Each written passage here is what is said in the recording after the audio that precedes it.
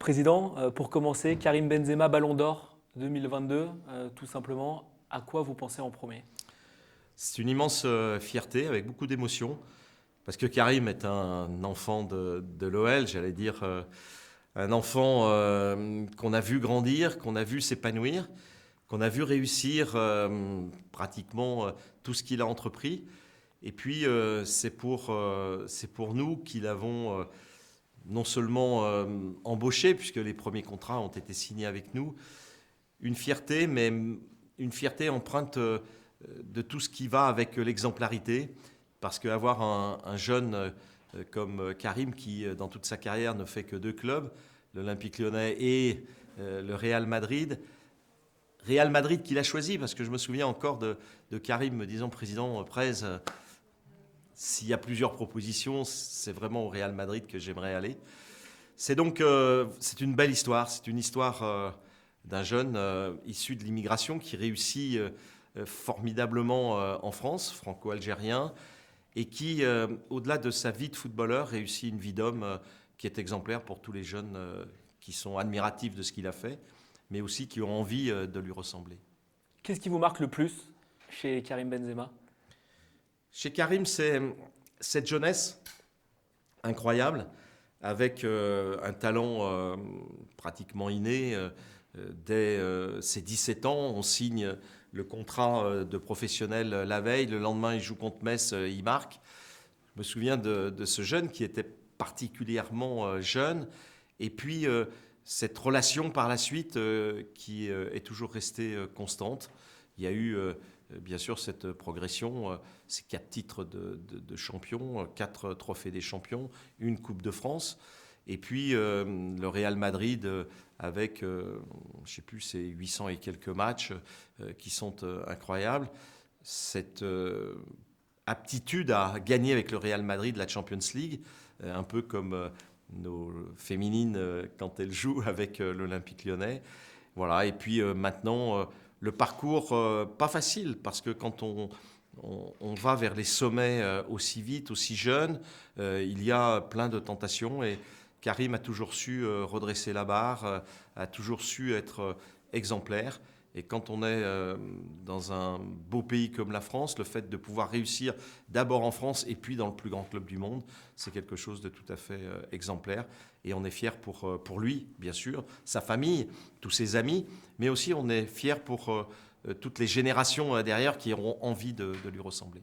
Mais sa carrière n'a pas toujours été un long fleuve tranquille au Real Madrid et en équipe de France. Est-ce que vous avez déjà douté qu'il puisse en arriver là? Non, moi j'ai toujours imaginé qu'il aurait le destin qu'il est en train d'avoir. J'avoue que j'étais quelquefois déçu de voir que les environnements ne sont pas toujours faciles, et c'est vrai qu'on a vite tendance, quand il y a quelque chose qui est différent ou qui ne fonctionne pas bien, à aller tirer des conclusions trop hâtives. Bon, c'est souvent le jeu de l'environnement médiatique, voire des réseaux sociaux. Mais moi, non, au fond de moi, j'étais persuadé que Karim reviendrait en équipe de France. J'en ai souvent parlé pour que les choses évoluent positivement. Je me souviens que pendant cette période difficile, j'avais eu au bout du fil, et je les avais même rencontrés, le papa de Karim et puis Karim Jaziri, pour essayer voilà, de faire avancer et leur traduire ma confiance, ma certitude qu'on sortirait de ces péripéties pour aller vers l'accomplissement total, d'une part en tant que footballeur, mais aussi en tant que jeune homme. Comment qualifieriez-vous votre relation avec Karim Benzema quand il était encore joueur de l'Olympique Lyonnais et aujourd'hui? Est-ce que ce lien a changé avec le temps?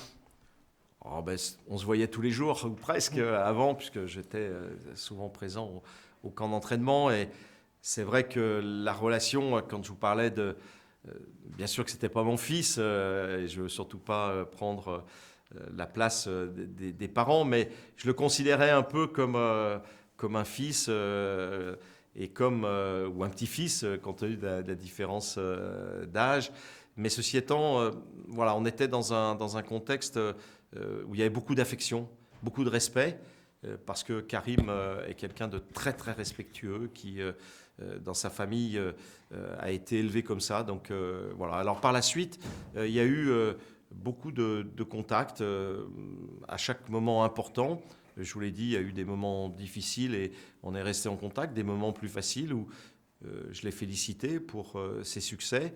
Et la relation, tout en étant plus distendue, parce qu'elle n'était pas permanente, à chaque fois, elle était très, très positive. Bon, je lui ai demandé quelquefois d'intervenir pour l'Olympique Lyonnais ou pour des manifestations associatives. Et à chaque fois, Karim a répondu présent immédiatement. Donc, une relation forte, beaucoup d'affection. Former le meilleur club, le meilleur joueur au monde sur une saison, n'est-ce pas la plus belle récompense pour une académie et son président? C'est l'une des plus belles. La plus belle aurait été qu'on puisse avoir chez les garçons et chez les filles, sortant de la même académie, le Ballon d'Or la même année. C'était quelque chose qui était non seulement envisageable, mais logique et justifié. Mais c'est vrai que bon, chez les garçons, le Ballon d'Or, c'est quelque chose d'encore plus extraordinaire que chez les féminines. Et pour nous, c'est une fierté immense. Je serai bien sûr présent à ses côtés lundi soir, à côté aussi de Florentino Pérez, qui est un grand président que j'apprécie beaucoup et qui a beaucoup fait pour que Karim domine ses interrogations à un moment donné et devienne ce qu'il est devenu. De vos 35 ans de présidence, quelle place à Karim Benzema? Number one.